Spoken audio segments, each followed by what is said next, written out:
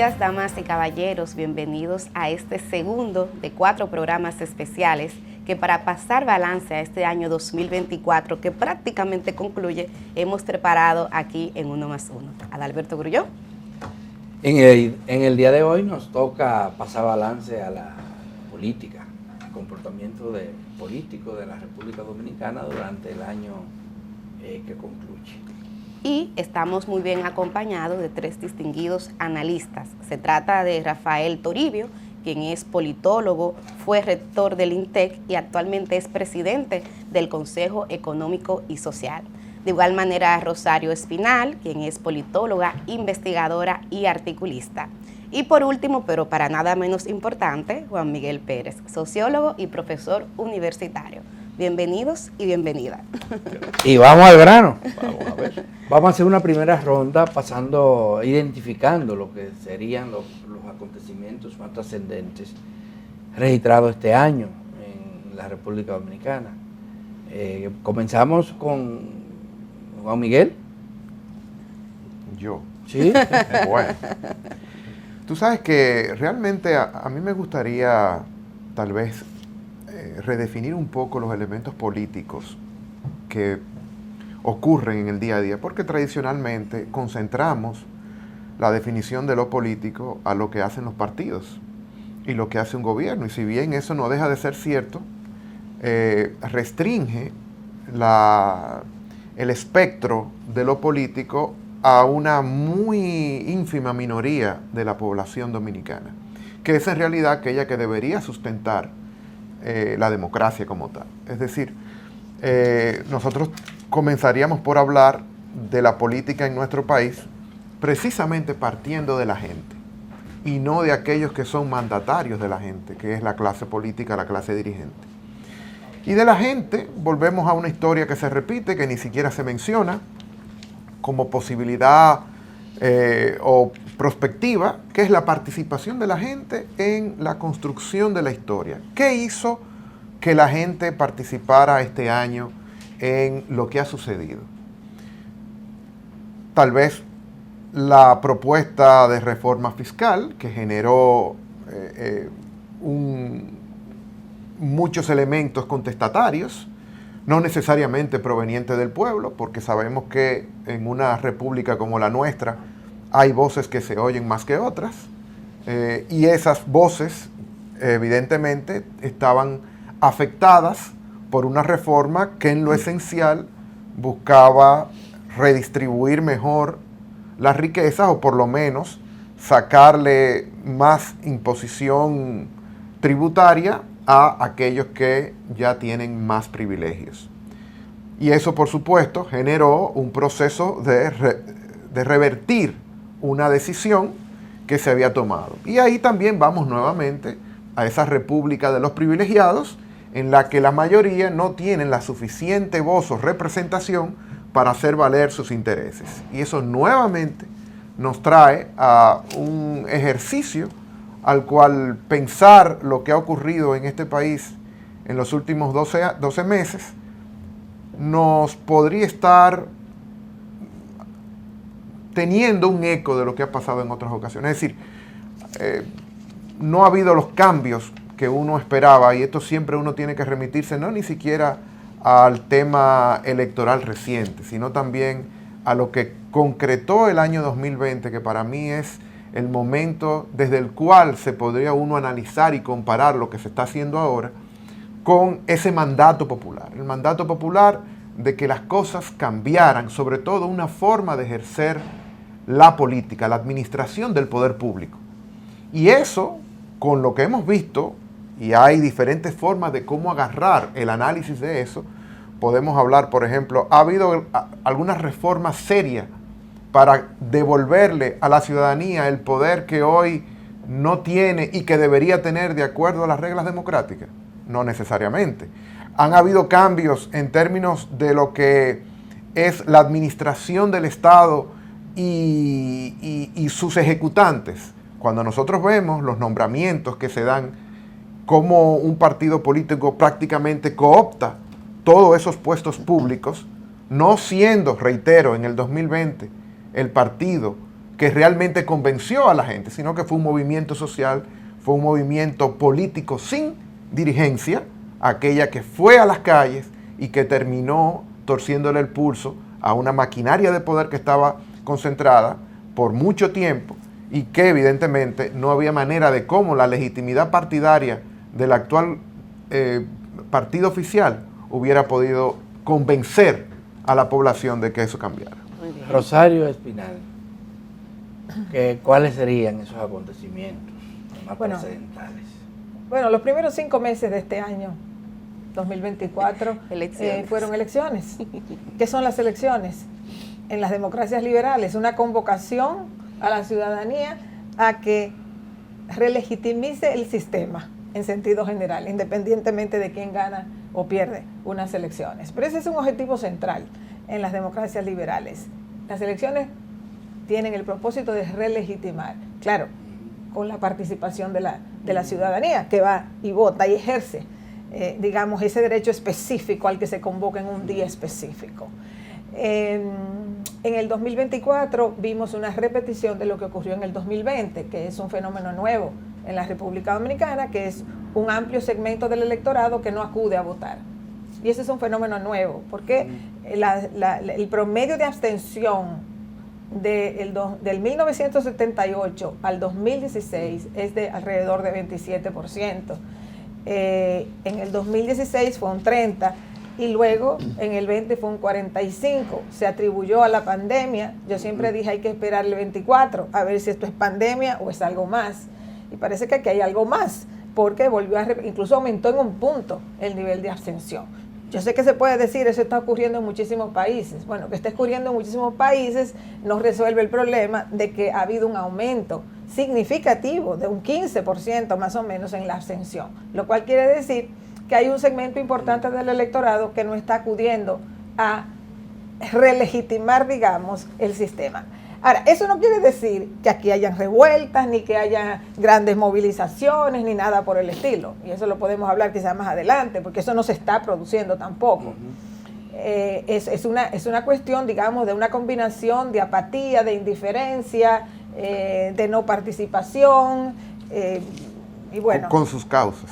Claro, o sea, la gente no va a votar por algo. Podemos quizás más tarde hablar de las posibles hipótesis de por qué eso sucede. Pero son elecciones con un alto nivel de abstención las que se registraron. Con una oposición dividida, con una oposición que gana el que no es la oposición, como quien dice. O sea, el PRM logra ganar y logra ganar mayoritariamente porque no es el PLD, más que por las propuestas que hace. Y eso también hay que tenerlo en cuenta para explicar el nivel de abstención. O sea, aunque ha habido una ola de un supuesto cambio, ya en el 24 se vio que los grandes cambios no habían ocurrido. Entonces, esa podría ser una de las posibles explicaciones. Luego vino, después de las elecciones, la expectativa de si había cambio de gabinete y demás, y en general el gobierno sigue con su funcionariado un poco similar, digamos, o similar a lo que hacía el PLD, que era mantener digamos, el cuerpo burocrático del Estado con pocos cambios. Puede ser positivo, puede ser negativo, eso es debatible. Y luego viene las modificaciones constitucionales de Abinader, que Abinader quiso darle una magnitud mayor de la que realmente tenía. El pueblo no se sintió convocado, el pueblo no veía eso como una urgencia, no tenía eso como una prioridad, era simplemente, y bueno, hay motivos de por qué él podía querer hacerlo, pero fueron básicamente 4 modificaciones en temas totalmente diferentes, y en el caso específico de reunificar las elecciones, ya que hay un relajo con la unificación y la desunificación o separación de las elecciones. Esto es un relajo, y de aquí al 32 tal vez la cambian otra vez. Entonces, bueno, lo de la elección de procurador o procuradora es una forma del presidente hacerlo, pero incluyendo otros en la toma de decisión.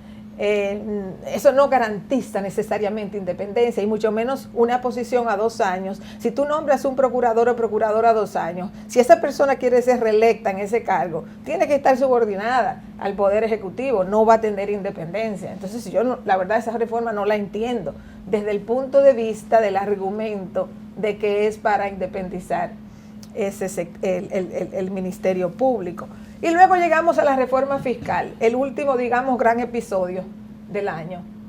Yo no creo que había intención del gobierno de aprobarla. Yo creo que precisamente la hicieron tan devastadora para que se generara una corriente de opinión en contra. El presidente no hace ningún intento importante.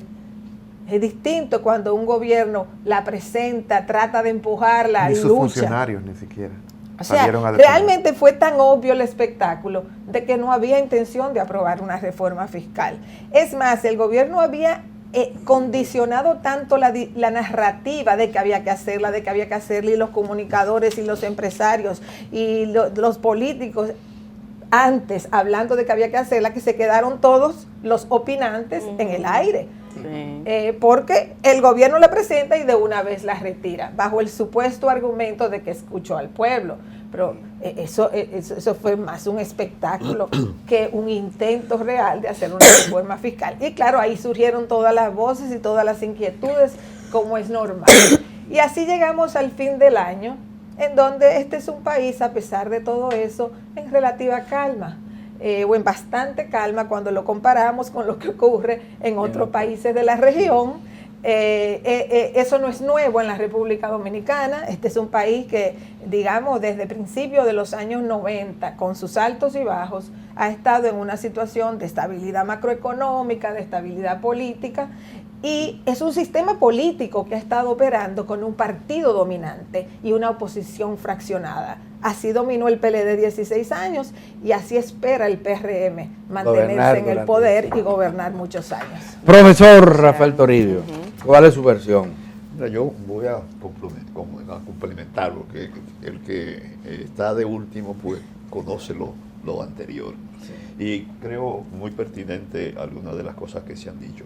Yo destacaría para este año que finaliza tres grandes acontecimientos. Un poco empiezo por lo que decía finalmente Espinal. Nosotros creo que tenemos que valorar el hecho de que hemos tenido un año de estabilidad política, social y económica, pese a las dificultades en el gobierno. Pero si lo comparamos con nuestros vecinos de América Latina y del Caribe, pues nosotros hemos tenido una paz social y una paz política muy importante. Quizás se deba, como decía Juan Miguel, que hubo una gran participación de la sociedad civil, pero que después un poco se recogió. En segundo lugar, quiero destacar el hecho de las elecciones y sus resultados. Si bien es cierto, como decía Rosario, de que hubo una gran abstención, más de lo que era el promedio, también hay que destacar que hubo un resultado arrollador a favor del PRM y sobre todo de Luis Abinader. Sin embargo, hay que también señalar que a pesar de haber logrado mayoría cualificada, incluso en todos los niveles, resulta que ha tenido dificultades para poner en ejecución promesas, compromisos, que se suponía que con esa mayoría tan altamente cualificada las cosas pudieran haber salido de otra manera. Es el caso, por ejemplo, de la reducción en la matrícula de la Cámara de Diputados, que se suponía que con esa mayoría la propuesta iba a pasar y resulta que no pudo pasar. Y en tercer lugar, el año que concluye fue también un esfuerzo por las reformas, tanto las institucionales, que decía Rosario, con esas dificultades y que al final se aprobaron, pero que como pasó sin mucha gloria, porque había un compromiso de reforma institucional muy fuerte. Y finalmente quiero señalar el tropezón fuerte en una de las reformas, que fue la reforma fiscal.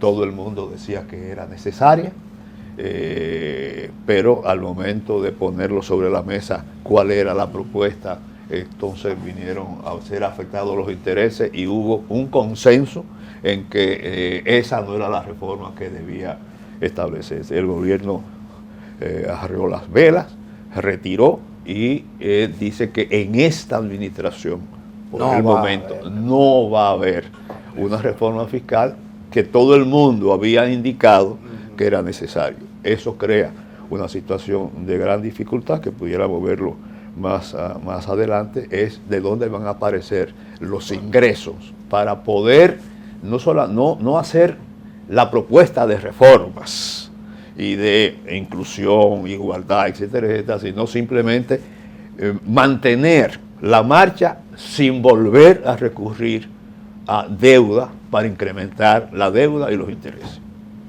Bueno, tenemos que pausar y a regresar vamos a seguir hablando de estos temas de políticos. Políticos no solamente reducidos, como decía Juan Miguel, al ámbito partidario, sino políticas en sentido global.